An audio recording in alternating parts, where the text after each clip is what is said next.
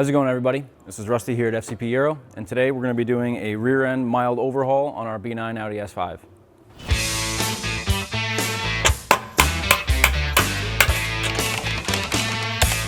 In today's video, we're going to be going over the installation of the 034 rear differential inserts. These inserts go into the rear differential mounts that are already existing in the vehicle. These are going to fill in the void where the bushing has a couple of spaces, and these spaces allow that differential to move around quite a bit. And the point of these bushings, although they are going to extend the life, are to keep that differential stiff and firm and planted, so allowing you to put that power down to the ground. On this particular chassis, in order to get the differential mount inserts installed, we do have to lower the rear subframe quite a bit. It would be a great time to consider the 034 rear subframe inserts. There is 4 rear subframe inserts which are going to stiffen up each one of the bushings located in the rear subframe, and the little tabs here are just going to fill that void to stiffen up the subframe, giving a stronger handling characteristic as well as reduced body roll. Not only are you going to be increasing the handling characteristics of the vehicle, this will also extend the life of the bushings by reducing the bushings' ability to move around. So not pictured here on the table, we will have the hardware kits that are for the rear subframe as well as the rear differential mounts. These are one-time use hardware, so we will be replacing those upon reinstallation. And now that we know what we're working with, let's show you some of the tools that we'll need to tackle the job. For today's DIY, you need everything you see in front of me on the table. We'll start with the impact gun, which you will need to remove some of the bolts underneath the vehicle. If you're laying on your back, you might not be able to get them out by hand, so I do highly suggest some sort of an impact gun to help you remove some of those fasteners. You also will need a pry bar to manipulate some of the bushings, as well as move things back into place when reassembling. We have a couple of 1/2-inch drive sockets in a 21mm as well as an 18mm, as well as a decent size or a couple of 1/2-inch extensions.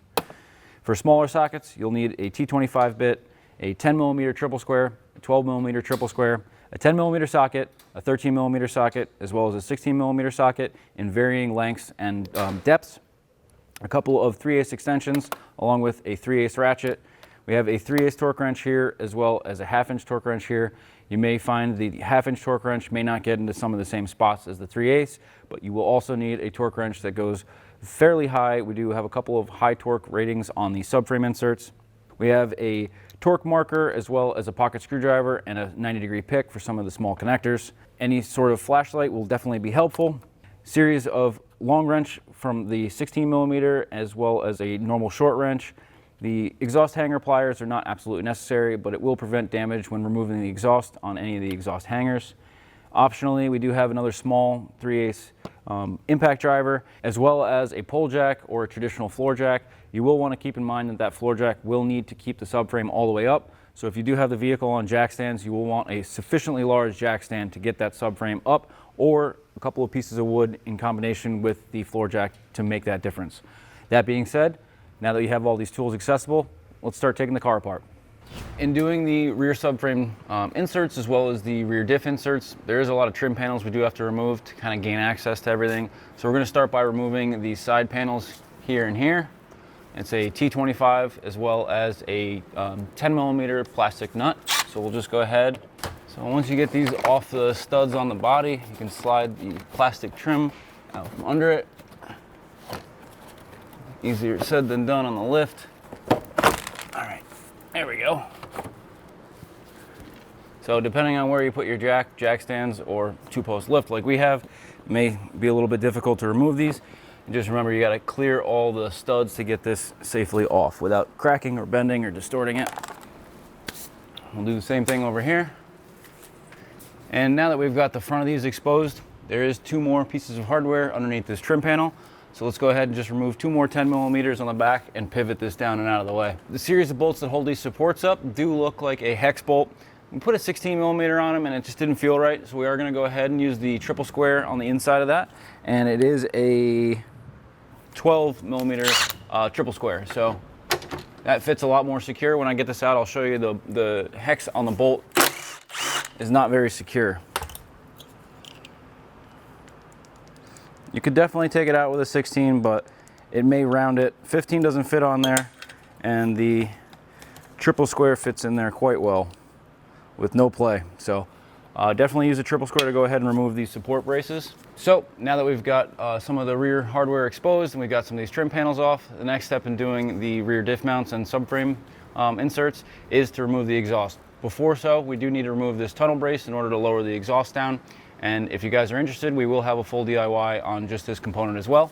I'm gonna go ahead and remove the 4 triple squares here using a 10mm triple square. So before we go ahead and remove the exhaust, we have the tunnel brace removed. We still have clamps up here.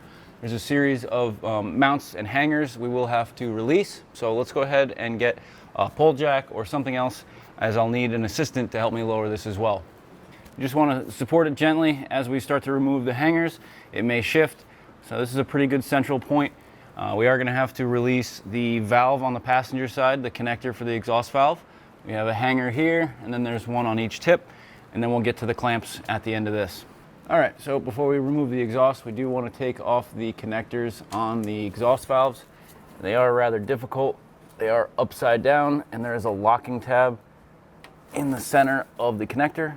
So you need to remove the locking tab first, pulling it back, and there's a lot of rocks and debris stuck in the connector, so you may need a little compressed air or some brake cleaner. You may even need a mirror to see upside down to see if the connector is disengaging, which it doesn't feel like it is. It feels like it's fighting me. Yep. So I'll show the GoPro here. There is a locking tab that you need to release. You can see it's fully disengaged. When it's connected to the exhaust, it will be recessed into that connector there, and you kind of need to pull on both outsides of the tab to get that to come back. And again, it is rather difficult when there's some dirt and debris in there, so you may need to spray some brake clean and or compressed air to get that to release. Now that that one's taken care of, let's go do the same thing on the other side. There we go. Now that we've got the rear exhaust valves disconnected, we can move on towards the hangers. You have the 2 hangers with 13mm in the rear. We have one more additional hanger in the center. We've already released one of the other hangers with the tunnel brace, and then we still have the midsection connected with the clamps. So we'll start on the rear and get the 13mm released from the hangers and move our way up towards the front of the car.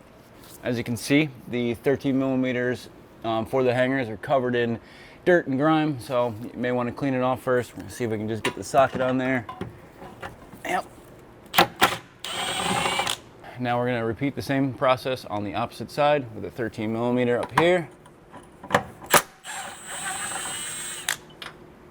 All right, we've got the rear taken care of. Now we're off to the center hanger here. This one's not bolted. It is just a welded hanger on the subframe and a welded hanger on the mid pipe here. So you could use a screwdriver or a pry bar. We do have this exhaust hanger release tool. Makes the job quite simple. That just kind of pushes that off. All right, get that one up, kind of spin it up and out of the way. Now the exhaust is fairly loose. All right, so with all the exhaust released, we're just gonna loosen these hangers real quick. We're not gonna slide them off all the way because I just have a central point here. I'm gonna need to get the camera guy to get his hands dirty with me. All right, so just to give ourselves a little more clearance, just make sure those hangers aren't gonna snag anything. I'm just gonna tip them down towards me a little bit. We're just gonna drop the exhaust down here slightly. That way we can lift it off the pull jack. All right, now we've got the exhaust out of the way. We've got much more access to the rear subframe hardware, mainly the rear differential bolts. We do on the Sportback have to lower the subframe slightly in order to gain access to these bolts so that they can come fully out before we go ahead and install the inserts. If you have a sedan or a coupe, you may not have to do this step. You may actually at this point be able to begin removing the rear diff bolts, supporting the diff, and installing the inserts. But again, with our vehicle being the Sportback, we don't have the clearance with the spare tire well, nor these brackets. So the only tool that you're gonna need in order to remove these rear aero plates will be a pocket screwdriver. There is a series of clips in the back. You just wanna gently pry them in, pulling down to get that to disengage. And the same thing on the other side. Careful not to break the tabs. And then you're gonna roll the tab over the bar, release one side, and it should pivot down and away. Now we're gonna do the same thing on the other side. Now that gives you access to the rear subframe front position bolts. And again, if you have an S4 or a coupe of this chassis, you may need to remove the sway bar in order to get to these bolts. However, on the Sportback, the positioning is different. So this is not a required step. However, we are going to have to pry the metal caps off the subframe inserts to install our new 034 inserts. So I do want to give us a little clearance without worrying about breaking these plastic linkages. So we're just going to start by releasing the clip on the back for the connector. You also have the harness pressed into the subframe here. We can just pry this out and push this off to the side. And we'll just hang that down so that we don't forget about that when we're going to put the subframe back up. You don't want to pinch that under the subframe or anything. So before we move on to the other side, I'll go ahead and remove the 10 millimeter here as well as the 10 millimeter up here and put these level sensors safely off to the side. So the 10 millimeter for the bracket, and then with a counter hold of a 9 millimeter open-ended wrench. And again, this is not necessary. However, I just want to make sure that we do not damage these links, and just make sure that you don't mix these up, putting them off to the side on either side of your workbench or either side of the vehicle to ensure that they go back on the right side. We're going to go ahead and release the connector again. Same thing as the other side. It's right against the subframe, so making it really difficult to get my hands in there. And then pry tool, get the harness out of the bracket.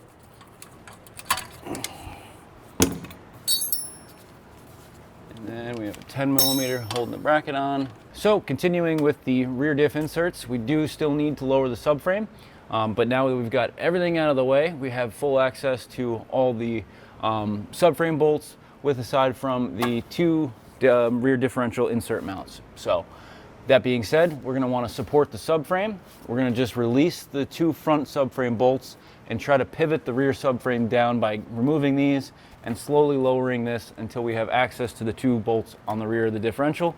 You can see the front differential mount has plenty of clearance to get the hardware out. However, you will need to pivot this down in order to install that insert as well. So that being said, let's get a pull jack and support the rear of the differential and start removing some of the hardware in the back. Before we go ahead and start releasing the subframe bolts, now that we've got everything out of the way, similar to how you would remove the front subframe, we are going to just make some marks so we have a visual where the subframe was sitting. A little bit of brake clean or some soapy water, remove any dirt and debris, and get a good paint marker and go ahead and just kind of mark out where the subframe sits so you have a good idea that it is in the same spot when you go to reinstall. And the reason we're doing this is it's going to affect the alignment slightly, so I should mention you may want to consider an alignment after removing your subframe hardware, as you may have shifted your alignment slightly. All right, and again, it doesn't have to be perfect. I'm no artist, but we just want to give ourselves a good reference point when we go to resync the subframe back to the body. We can do a little bit of an adjustment if we need to and use those as reference points. Now with either a jack stand, a jack, or a pull jack like we're using here, we're going to support each corner of the subframe while we release the subframe bolt, just to make sure that we don't put any additional stress on the threads in the body when removing that bolt. And I would like to mention, if you are going ahead and doing just the subframe inserts, you will not need to lower it all the way. You will be able to do the subframe inserts individually, one at a time. We're going to try to do the lowering of the subframe along with the differential inserts. So again, take that with a grain of salt. You may need to do this in a slightly different form. Particularly on the Sportback models, some models may have a different bolt here. When we were looking at the parts catalogs, there was a couple of variations. So on this particular model, we are going to be removing a 21 millimeter bolt with a 14 millimeter thread. And you may want to use a breaker bar to break this free. We're going to be using a 1/2 inch impact gun. Right now, we're just going to release this bolt and bring it just about an inch away from the bushing. This is going to allow us to pivot the subframe as we need to lower the rear section of the subframe in order to gain access to the differential bolts. So we'll leave this one here. We're going to slowly bring that down to the bolt head and let that rest right there. Now we're going to do the same thing to the passenger side before moving on to the rear. All right, we've got about an inch between the subframe bushing and the bolt, just like the other side. We'll lower that down until it hits the bolt. You can see the subframe starting to pivot backwards. So on the rear, we can support the subframe in the center. Keep in mind, this is under spring tension. So you want to be really careful that you don't let this slip. You want to make sure this is in a good place and it's not going to move on you. So the rear subframe bolts on this vehicle are an 18 millimeter. And now we want to lower the subframe just enough to get these two bolts in the rear able to move past these brackets attached to the spare tire carrier here. So we're going to bring these out a little more, all the way out.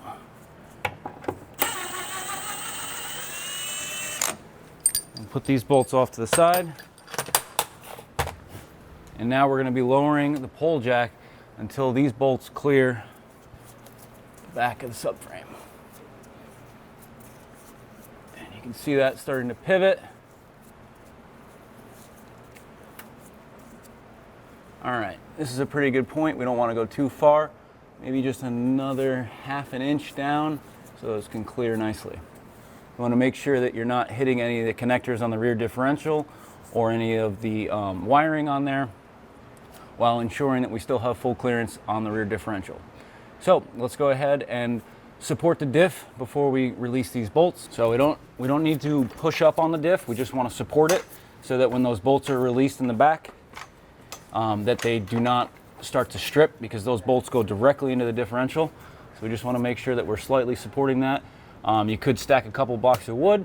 I wouldn't suggest using a ratchet strap to hang below here or anything like that. You just want to be able to, once those bolts are out, move the differential up and down to make sure that you're able to get those bolts in by hand nice and smoothly. Just go ahead and crack these rear differential bolts free. They are certainly very tight, so if you're doing this on your back, on the ground, you're definitely going to need some additional leverage. And again, these are some very long bolts that go into the differential, so we do want to make sure that we have ample clearance from this bracket right here. You can see that I am very, very close there. I may need to come down a little bit just to make sure that we've got good clearance.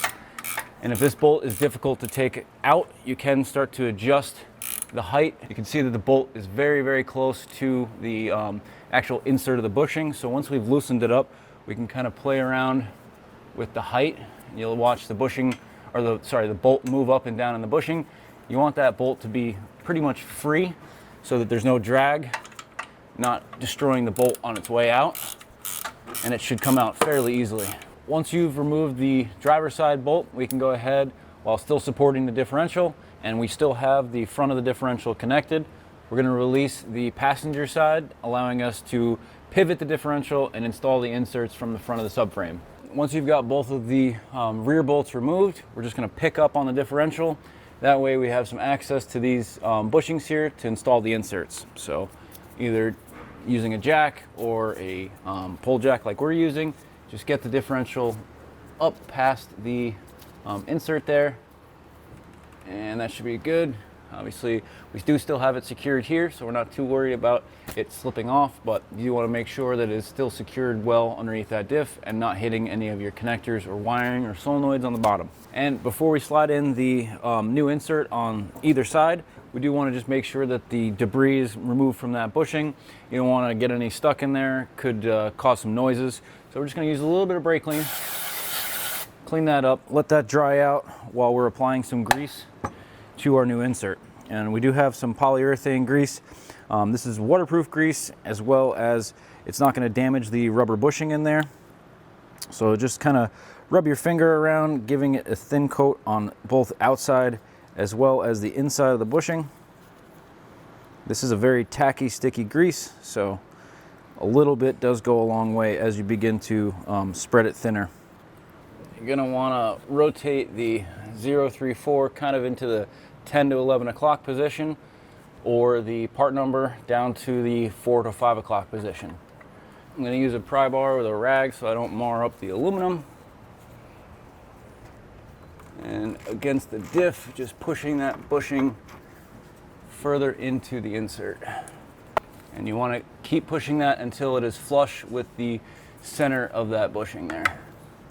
So just like we did on the other side, before we go ahead and grease that, we'll clean the inside of the bushing out, trying to release any debris that may be lodged in there, allowing that to dry out while we go ahead and grease our new insert. So once you've greased your insert, same as the side on the driver's side, we're just going to position the 034 kind of up and out of the way. We may need to shift the diff a tiny bit. In our case, it was actually a little bit easier to lower the diff for the passenger side. You may find the same as well. Go ahead and fit that the best we can. All right. Same thing we did on the other side. Use a pry bar and a rag to kind of sink it home. That should do just fine. So now we're going to try to line up the rear diff mounts before moving on to the front mount. Lower your diff back down. Once you've got the differential somewhat lined up, you want to make sure it's still maneuverable and line up your bolt in that bushing. By hand, try to find the threads without damaging your differential, because these do go directly into the diff. So if these threads are damaged, you will be either rethreading the differential or replacing the differential if it's damaged. Once you've gotten it started by hand, you can coax it in with a wrench. And we're just going to snug this bolt up just enough so that the bolt is touching that bushing before we go ahead and torque everything down. We just want to re-secure the back of the differential before we move on to the front. So that should be good there. And that'll allow a little bit of play on the other side so we can line that one up. I'm actually going to back this off just a little bit. Make sure it's got enough play to allow us to line that one up perfectly. Once you've kind of eyeballed it over here, get the bolt fed in from the back side. You may need to use your other hand lifting and lowering the diff to make sure there's no drag when installing that bolt. That's going in nicely. So once you get it started, go ahead, finish it off with the ratchet. Now we can go ahead, before torquing these rear ones, we're going to lower the front section of the diff and install that insert while this is still kind of hanging and dangling. So we just want to crack this loose and get the bolt out of this position here. After a lot of manipulation, lifting the subframe, bringing the diff down, bringing the diff up, we do still have the back of the diff mounted. You can see there's a great angle on the back of the drive shaft, which is not really ideal. However, we're going to carefully install the front subframe bushing. Obviously, we're going to need to clean this up a little bit, and we do want to grease this as well. So we'll start by putting some brake clean through there, removing any dust and debris, and making sure we have an easy path of installation. And then, just like we were doing on the diff inserts, go ahead and liberally apply some of the poly grease before inserting it. You really just want to apply it to all of the portions that are going to be inserted, not necessarily the face of this, just the little tangs that are sticking out of the insert going into the bushing directly.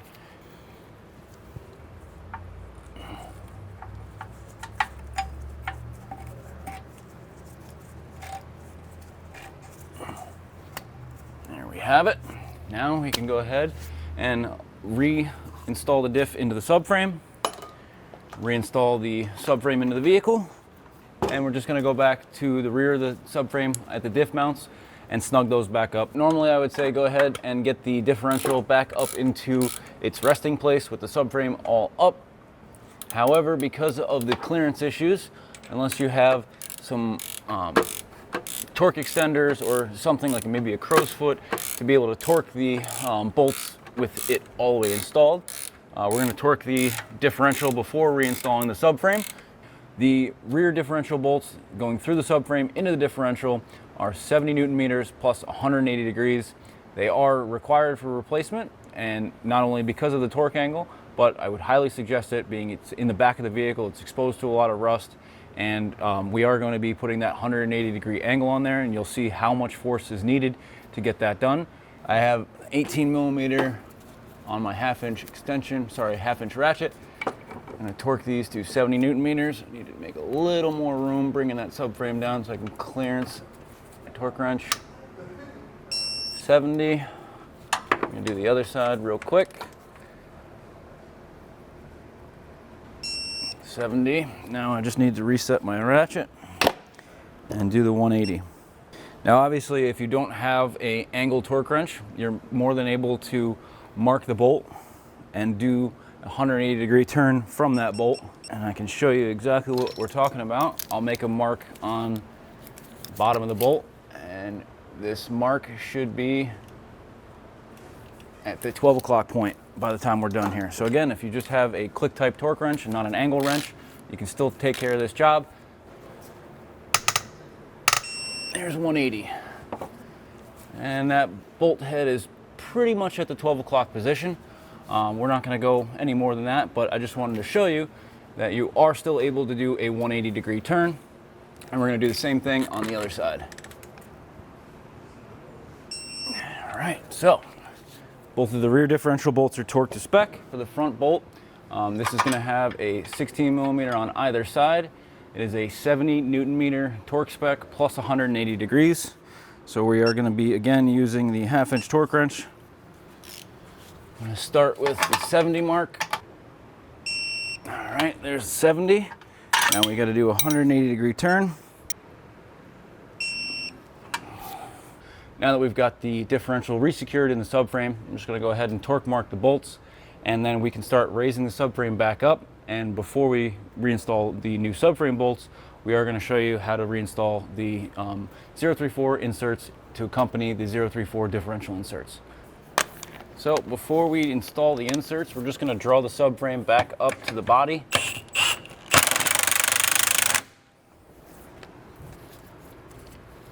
All right, it's pretty much lined back up right where we had it.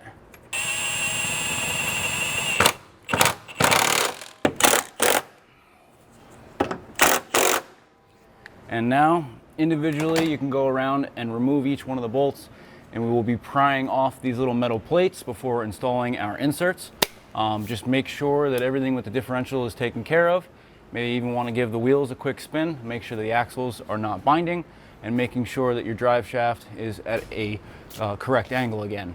All right, now that we have our subframe resecured using the old hardware, we are going to start to pry out the inserts, getting the subframe bushings ready to install the new billet pieces.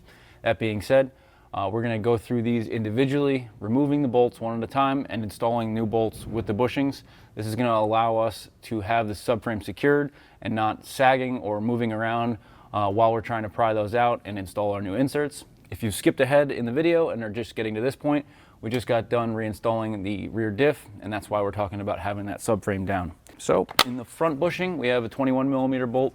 In the rear bushing, it is an 18 millimeter bolt. And again, we're going to start on the front one here.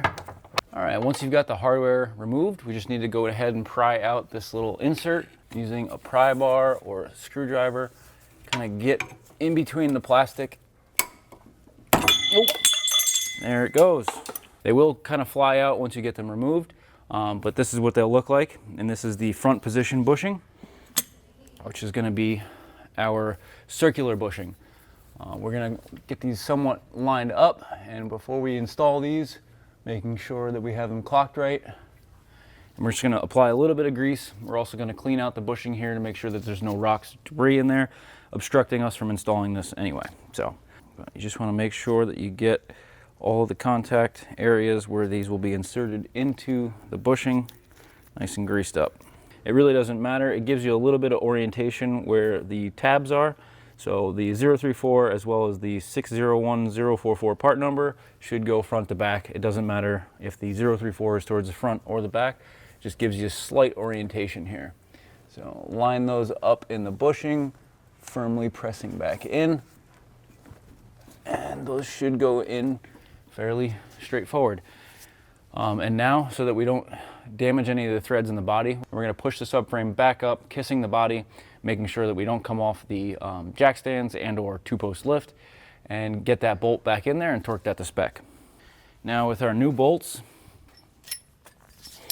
again, the front position bolts on this particular Sportback are a 21 millimeter, and the rear are an 18 millimeter. And they also have slightly different thread, so make sure you have the correct bolt. Thread these in by hand because they do go into the body, and you don't want to damage any of that thread on the body. It would make for a very difficult time and or a new car. And once you get those in a few turns, we can use the gun to walk them back up, and we will finalize that with the torque wrench. All right, and before we torque those, we're going to move on to the other side and get that other bushing installed. All right, similar to the other side, we're just gonna go ahead and remove the 21mm bolt. And then again, using a pry bar or large screwdriver, go ahead and remove the, try not to hit your cameraman in the face.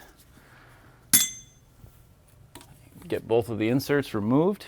So again, just like the other side, we're gonna take the circular insert, coat it liberally with grease, and go ahead and reinstall this into the other side before moving back to the rear. Doing the 034 in the front, again, it doesn't matter. Firmly press the bushing insert into the bushing. Go ahead and do the same thing we did on the other side with the pull jack to secure the subframe. All right, take your new bolt, threading it in by hand. Again, you don't want to go crazy on these bolts. The new ones, we'll go ahead and torque back to spec once we get all of them resecured. So now that we've moved on to the back, it is an 18mm bolt on either side of the subframe. We're just going to go ahead and get these out, and then just like we did on the front, using a pry bar or a large screwdriver, go ahead and pry out the existing bushing insert. This one's definitely going to be a little bit more stiff than the front one. So once you get the bracket out of the way, the plastic insert should come out quite easily. This one has a lot more dirt and debris. You can kind of see the back of the bushing here. Has a lot of road grime as I'm just rubbing my finger across that. So we are going to take a little brake clean and clean that out. And just like the front, we're going to go ahead and install a little bit of grease, making sure these install nice and easy. All right, after you've liberally coated your bushings in grease, we are ready to go ahead and install these. 601045 is going to be towards the front just to keep up with the orientation, but it really doesn't matter. They are a reversible bushing. Make sure that that is firmly inserted. And then we can take our pull jack, bring the subframe back up against the body, hand tighten that bolt. And once you've gone in a few turns, you can resecure that with the gun. And then we can move on to the other side. Just like the other side, 18mm, we're gonna go ahead and remove that and then pry out the bushing after. Once you get the bracket out, the insert should come out nice and easily. You can see there's a lot of dirt and debris in this one as well. And we will prep the new bushing insert, again with a little bit of the polyurethane grease. Bushing the same as the other side, just for continuity there. And press firmly. That should stay while we support the subframe and push the subframe back up into the body. And then thread your last final bolt in by hand. Really want to make sure that these are lined up, and this is another reason why we do this with the subframe up holding the other three, is that you're more likely to be lined up in this one hole as opposed to having all four hanging down. We're going to go ahead and zap it up with a gun before we go ahead and torque all these to spec. All right, and once you've centered or resecured your subframe, we're going to do 90 Newton meters plus 180 degrees on the rear.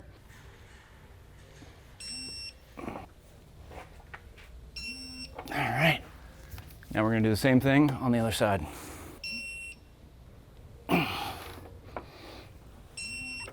Now moving on to the front subframe bushings. These are a 21mm, and we're going to be torquing these to 130 Newton meters plus 180 degrees. Don't make fun of the faces I make. Now we're going to do the final 180 degrees. There we go. Now we can go ahead and do the same on the other side. Get the 130. And now we can do the 180.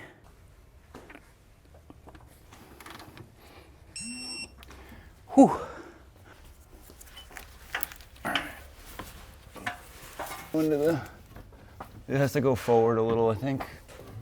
There we go. All right, second. That should be all safe. We can let that sit for a second. Now that we have the exhaust slipped into the front clamps, we're just going to tighten up these 13mm bolts that we loosely fitted. We'll get those torqued down in a second, making sure that our tips are still in the same place. All right, now that we have the front and back of the exhaust loosely fitted, we do have two more hangers here in the middle. This one will be secured by the tunnel brace, but we're just going to fit this one by the rear sway bar real quick. So if you're having any difficulty trying to fit any of these hangers, and could use a little bit of silicone, could use a little bit of Vaseline, something to push that shaft through the bushing may be helpful depending on how dry or brittle your bushing is, you may want to consider replacement, but these are pretty durable and you can usually reuse them. You do want to make sure everything is kind of in a relaxed state. You don't want to tighten these clamps all the way or tighten your hangers. You want to make sure everything is kind of fitted all together so you don't have anything stressing each other. So you'll notice behind me I do have a pull jack here to support the exhaust slightly, just to get the exhaust hanger in a fashion that it kind of sits flush against the floor with no tension on it. That way when we install the hardware, it is much easier. We are going to be using some new hardware for these, and there's an 8mm Allen. We're just going to loosely fit everything first, make sure it's all squared up. It's definitely easier to put these in using the bit. It is going to be a little difficult as the bolt starts to go in, getting into that anodized bracket, as they are flush mounted in there. So I can leave that one hanging there. Get ready to install our other one. And again, having the exhaust supported by a jack or the pull jack like we have has made lining up this bracket much easier, as opposed to pushing this up and trying to line it all up together. Now we're going to be torquing these 8mm Allens to 45 Newton meters. If you were just reinstalling the factory brace, the triple square that we removed would be at 55 Newton meters. So I just wanted to make that little note.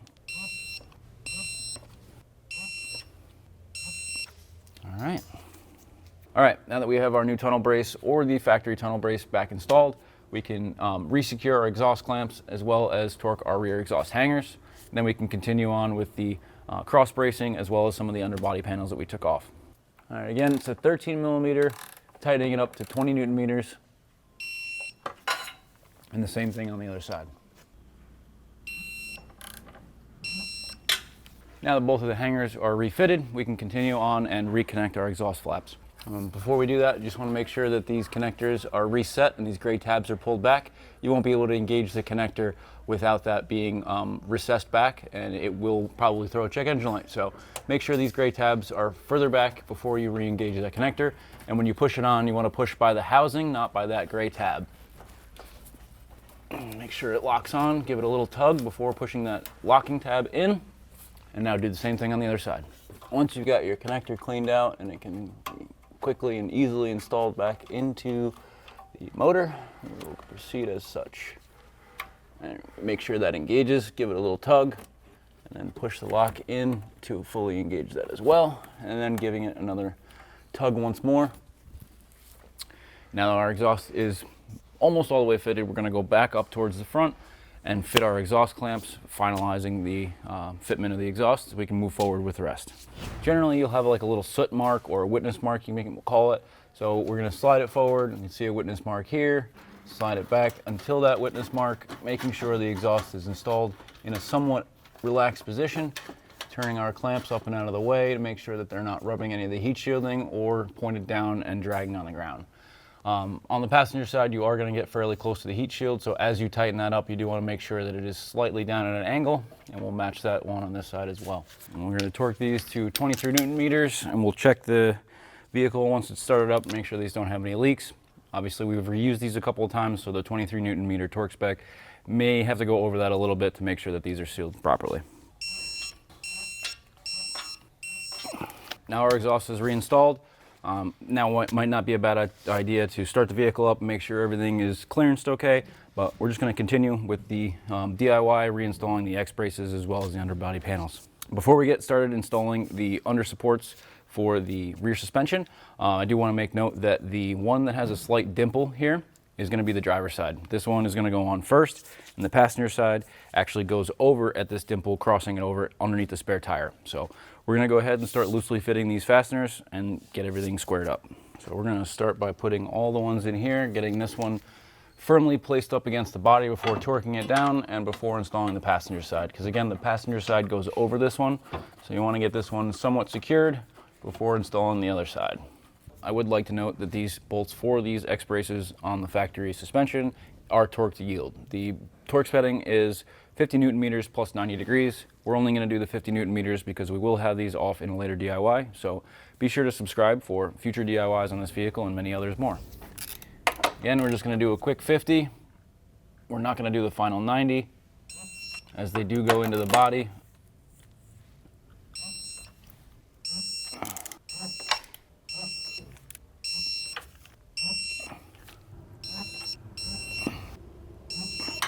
Again, now normally you would do a 90-degree on all of those bolts if you had new hardware, but we're just going to leave these torqued at 50 because we are going to be removing these in the future. So now that we've fitted our X bracing, we can go ahead and start putting our finishing panels on. We're just going to reinstall this little spare tire cover. Literally just want to get that tightened up and do like a quarter turn on it. And now we can move forward to the side panels under here. Slipping it under the front panel here, we just have a couple T25 screws holding this one on. And the rest of them are just a couple of plastic screws, which we'll get with a 10 mil here. All right, now just like the other side, we're just going to fit this up. And last but not least, if you did have them or have to remove them, we do have these little toe arms that made it a lot easier for getting some of the torque specs down on the sway bar, as well as removing the subframe inserts. The trailing end is going to go on first, and then pop this up while making sure that the clip kind of wraps around that toe arm there. Now, just like the other side, you're going to tip this in, kind of expanding those clips, giving you the clearance you need to get past the X-brace. While you're pushing this up, make sure to get the clip out of the way and push these tabs past that bushing, and then come back around, engage this clip, and make sure both of those little tabs expand outwards. Give everything a once over, make sure you didn't miss anything.